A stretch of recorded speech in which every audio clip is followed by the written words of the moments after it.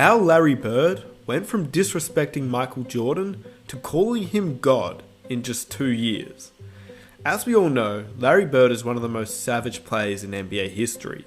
The shots, the trash talk, the passing, and his overall swagger helped transform the league, along with his partner in crime, Magic Johnson.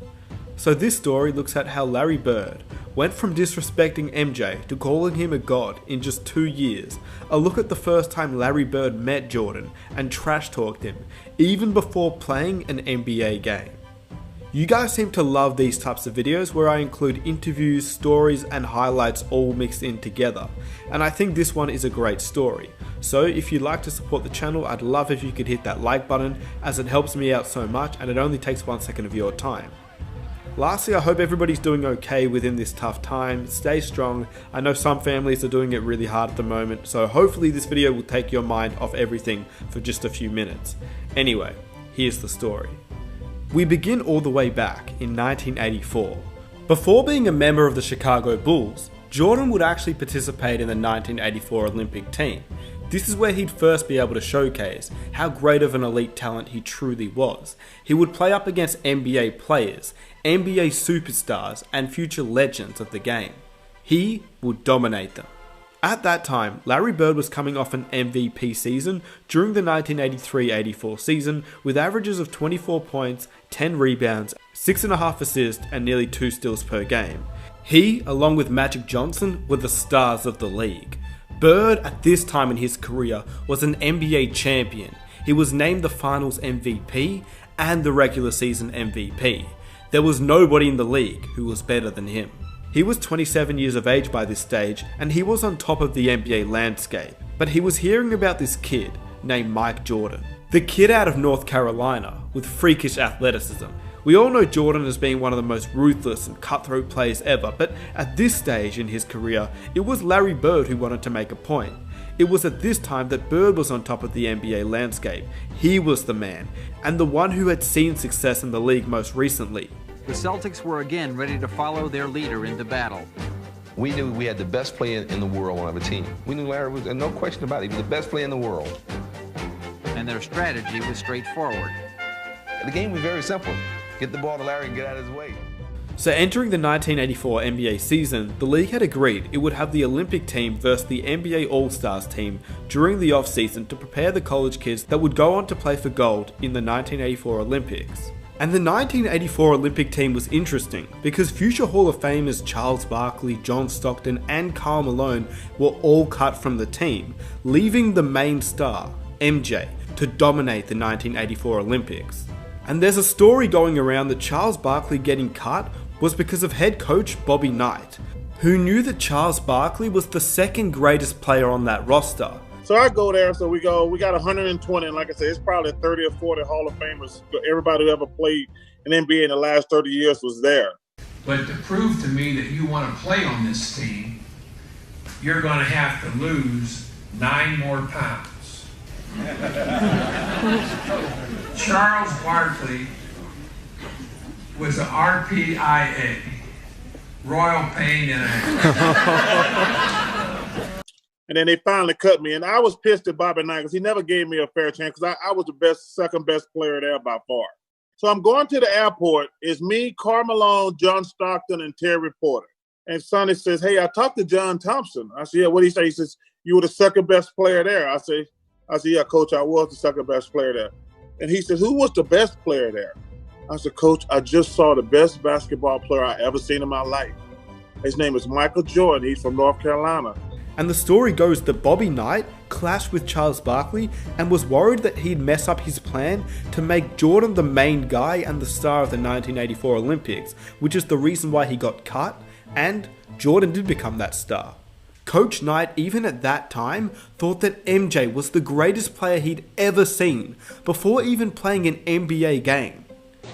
He's the best athlete, he's one of the best competitors, he's one of the most skilled players, and that to me makes him the best basketball player that I've ever seen play. You have to understand that back in 1984, the Olympic teams used to consist of college players due to the Olympic teams not allowing NBA players to be a part of it until 1992, where NBA players were eligible to play and therefore we saw the Dream Team.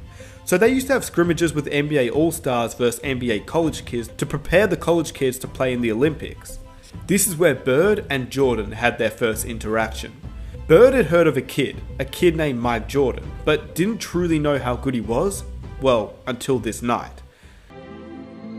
Beyond an acute awareness of his own commercial potential, Bird waged psychological warfare at the drop of a ball. The '84 Olympic team was playing an exhibition game against a bunch of pros, including Larry Bird, and they were in the warm-ups. And a ball bounced down from the college end of the court to the pro end. And Michael Jordan went down to chase it. The ball happened to be picked up by Larry Bird. And Michael went up a few feet away from Larry Bird and held out his hands. And Bird took the ball and fired it back down the court over Jordan's head, as if to say, you're not only not getting this ball, I don't give a damn who you are.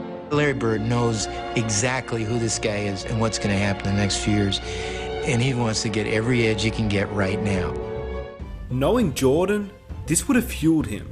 Michael Jordan is the type of player that fuels off energy like this, and Larry Bird was the star player in the league. Nothing was more exciting than a Bird vs Jordan face-off, before even playing in an NBA game. Live from the Hoosier Dome in Indianapolis, Indiana, it's the Olympic basketball team versus the NBA Stars. Let's take a look at these starting lineups out here now. Bobby's been changing around. You see Jordan, Tisdale, Perkins, Robertson, and Fleming. One change from what he did there in the second half yesterday. And for the NBA All-Stars, Aguirre, Bird, Parrish, Thomas, and Paxson. Not a bad lineup for any NBA team. These weren't just any NBA players that 1984 Olympic team was playing up against. These teams had players like Magic Johnson, Larry Bird, Kevin McHale, Isaiah Thomas, James Worthy, Clyde Drexler, and many others. These were the best players in the league, but it was Michael Jordan who was the one that showed out, even before he'd entered the league, and this is when Larry Bird first took real notice about how great Jordan would eventually become. Good feedback. Michael Jordan with that incredible first step. Michael Jordan on Reed! What a play! Really handling pressure pretty well. There's Michael Jordan's shot. Now they got Alfred in there. Alfred back in there. That's the ball game. Pete, this is kind of shocking to me. Well, the way they did it, it was to me too, because I didn't expect them to play this well after that game yesterday. Michael Jordan did lead the team with 17 points per game, and Bobby Knight coached the team to an 8-0 record and another Olympic gold medal. But overall, it was their historic exhibition games against NBA All-Stars that were better remembered outside of the actual Olympics. Fast forward to the next season, Bird and Jordan would match up against each other for the first time in their careers, in the NBA. Bird finished with 34 points, 8 rebounds and 5 assists, whilst Jordan in his rookie year finished with 26, 4 and 7. But once again, this is Larry Legend in his prime years, along with the Celtics who were dominant. Bird was still once again the MVP of the league, but the Celtics had lost in the NBA Finals to the Lakers, and Bird could see Jordan quickly becoming dominant in the league, with 28 points per game, an average in his rookie year which has never been replicated. By Jordan's second season, he had broken his foot, allowing him to miss majority of the season, but this was actually one of the most important seasons for the Bird and Jordan rivalry. We know what happened next in the 1986 playoffs. We've all seen it. This was the series where Jordan became what Larry Bird would call that was God disguised as Michael Jordan. God disguised as Michael Jordan. And the rest is history.